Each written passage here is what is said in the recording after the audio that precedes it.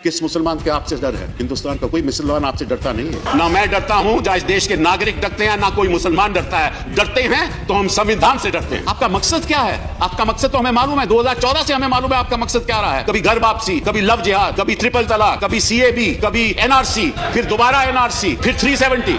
आपका लक्ष्य हमें मालूम है, आपका लक्ष्य मालूम है, आपका नजरिया भी मालूम है। जो शख्स कह रहा है कि मैं तो हिंदुस्तान का रहने वाला हूं, आप उसको कहना चाहते हो नहीं नहीं, तुम हिंदुस्तान के रहने वाले नहीं हो, तुम तो बांग्लादेश से आए थे, क्यों परसिक्यूट हो रहे थे, इसलिए हम आपको सिटीजनशिप देंगे। ये किस किस्म का कानून है? आप क्या कर रहे हो संविधान के साथ? आप धज्जियां उड़ा रहे हो संविधान से। किसी के नाम से पता करना चाहते हो इस देश में वो रहेगा या नहीं रहेगा। Don't convert this Indian republic into a Jurassic republic where there are 2 dinosaurs. गृह मंत्री जी ने सही कहा कि यह एक बड़ा ऐतिहासिक बिल है। हाँ, ऐतिहासिक बिल है क्योंकि आप संविधान की बुनियाद को बदलने जा रहे हैं, इसलिए यह ऐतिहासिक बिल है।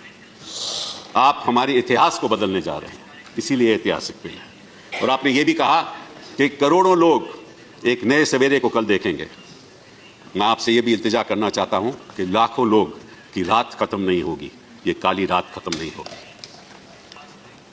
आप कहते हैं कि आपके प्रधानमंत्री जी सबका साथ और सबका विकास में विश्वास करते हैं। सबका विश्वास तो उन्होंने खो दिया, क्योंकि 2014 से लेकर अब तक सबका साथ उन्होंने कभी भी नहीं दिया। मैं उदाहरण देता हूं, एक शख्स यहां 1972 में आया, 1972 में आया, उसके 2-3 बच्चे हैं, उसकी मृत्यु हो गई, आज वो है नहीं, उसके बच्चे कहते हैं मुझे सिटीजनशिप दो। आप कैसे दोगे? जिसकी मृत्यु हो गई वो तो कह नहीं सकता कि भाई वो प्रोसिक्यूट हुआ था, उसने कभी पहले कहा है भी नहीं, तो बच्चों को सिटीजनशिप कहां से मिलेगी? किस आधार पे दोगे आप? वो मापदंड क्या है? किसी ने कहीं गया है, बोला है? इन जो लाखों लोग हैं जिनकी आप बात करते हो, 19 लाख, चलिए 19 लाख की बात करते हैं, उनमें कितने हिंदू हैं? 5 लाख है, 6 लाख है, 10 लाख है, 12 लाख, उसके बारे में बात नहीं करूंगा मैं। लेकिन किस ऐसे हिंदू ने कहा है कि मैं परसिक्यूट हुआ था? आपको साहब बड़ी गलतफहमी है। उन्होंने मालूम क्या कहा है अपने लेगेसी पेपर्स में कि मैं तो यहां का रहने वाला हूं। उन्होंने सब डिक्लेरेशन दी है कि मैं तो यहां का रहने वाला हूं। आप उसको इस विधेयक के द्वारा झूठ बुला रहे हो। Please conclude. जो शख्स कह रहा है कि मैं तो हिंदुस्तान का रहने वाला हूं, आप उसको कहना चाहते हो नहीं नहीं, तुम हिंदुस्तान के रहने वाले नहीं हो, तुम कहो तुम तो बांग्लादेश से आए थे और क्यों परसिक्यूट हो रहे थे, इसलिए हम आपको सिटीजनशिप देंगे। ये किस किस्म का कानून है? आप क्या कर रहे हो संविधान के साथ? आप धज्जियां उड़ा रहे हो संविधान से। आपका मकसद क्या है? आपका मकसद तो हमें मालूम है, 2014 से हमें मालूम है आपका मकसद क्या रहा है। कभी घर वापसी, कभी लव जिहाद, कभी ट्रिपल तलाक, कभी CAB, कभी NRC, फिर दोबारा NRC, मतलब के फिर 370। आपका लक्ष्य हमें मालूम है, आपका लक्ष्य मालूम है, आपका नजरिया भी मालूम है। आप नाम से, किसी के नाम से पता करना चाहते हो इस देश में वो रहेगा या नहीं रहेगा। आपने एक बड़ी आपत्तिजनक बात की शुरुआत में, आपने कहा कि वो जो मुसलमान यहां हैं उनको डर करने की जरूरत नहीं। किस मुसलमान के आपसे डर है? हिंदुस्तान का कोई मुसलमान आपसे डरता नहीं है।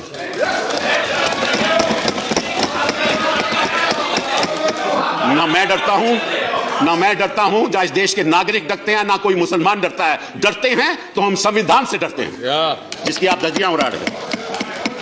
Sir, दूसरी बात sir, just my third. There are 4 more speakers from your party. Sir, excuse me. 4 more. Just give me, just third point, sir. They are targeting a community without naming it.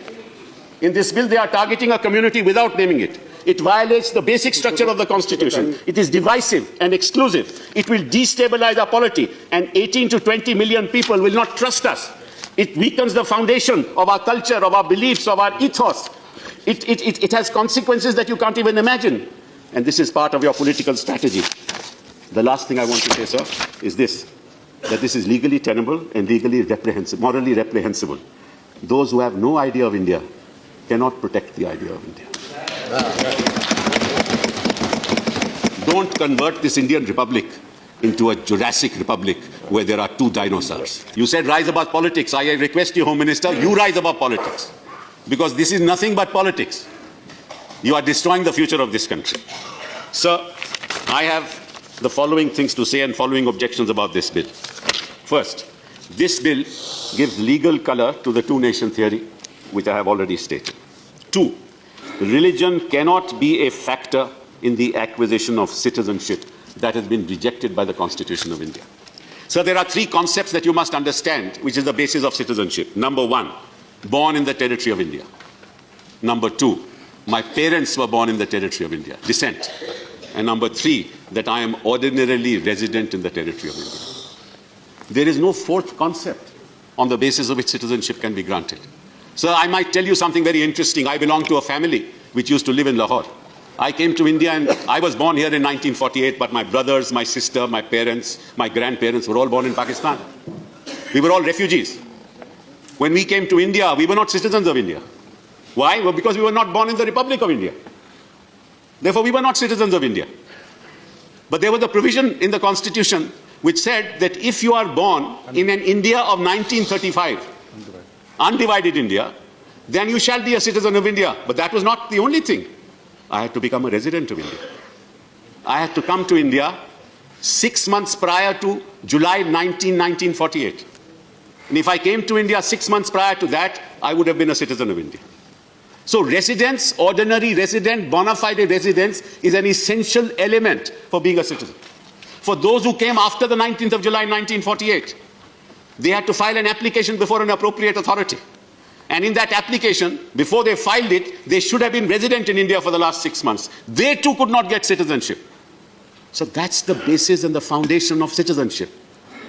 That's why Mr. Chidambaram asked, who has advised you to do all this? Who has advised you? Who has given you that opinion from the Law Ministry and of the Attorney General? None. Let me tell you something else now, sir. Under Article 11, there is a provision which says that through another act, through a law made by Parliament, somebody can acquire citizenship or terminate citizenship. That is the Citizenship Act. Now, so the Citizenship Act, some very interesting provisions. Let me just tell you just a couple of them. The Citizenship Act says that if you are born in the territory of India from January 26, 1950 to July 1, 1987, you shall be a citizen of India. If you are born in the territory of India from July 1, 1987 to when the 2003 bill has been passed, which was passed in 2004, which is the Citizen Amendment Bill, you shall be a citizen of India if one of your parents is a citizen of India. And if you are born after 2004, you shall be a citizen of India if one of your parents is a citizen of India and the other is not an illegal migrant. That is the condition of the Citizenship Act. If one of the spouses is an illegal migrant, you can't be a citizen of India. Now, sir, what amendment have you brought? Just think about it. What does your amendment say? Let me just tell you what it says. I'm sure you've read it. Provided that you are making an amendment to 2(1)(b).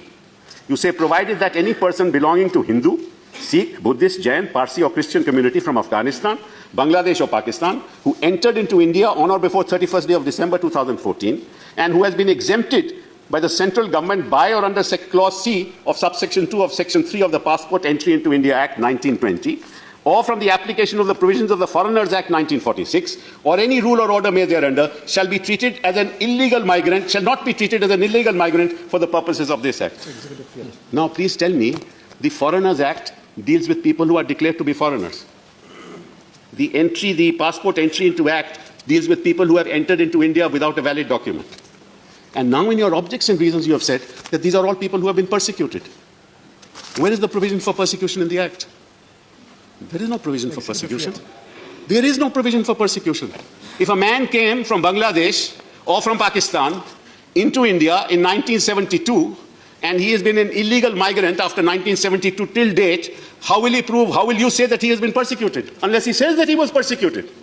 Amongst all the people who have come to India without any legal documentation, has anybody said that they have been persecuted? Do we have a law here which says that you apply and say that you are persecuted and you shall be granted citizenship? It's very interesting, Mr. Nadda in the course of his speech mentioned Dr. Manmohan Singh and what he said, but he didn't mention what Advaniji said. I wish he had. Because Dr. Manmohan Singh said, look, if people have been persecuted and they have come from our neighboring countries, you must give them citizenship. उनको नागरिकता मिलनी चाहिए.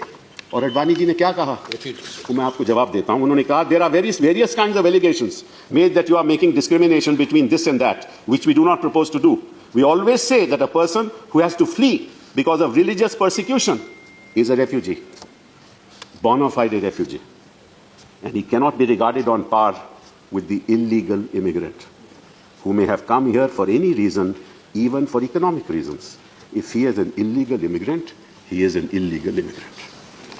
This is what Advaniji said. Now, if these people are illegal immigrants, on what basis you say that they have been persecuted? Has anybody said that they have been persecuted? There are also other illegal immigrants, I won't name the religion they belong to, who have also come, who are also illegal immigrants. So how do you discriminate between one illegal immigrant and another illegal immigrant?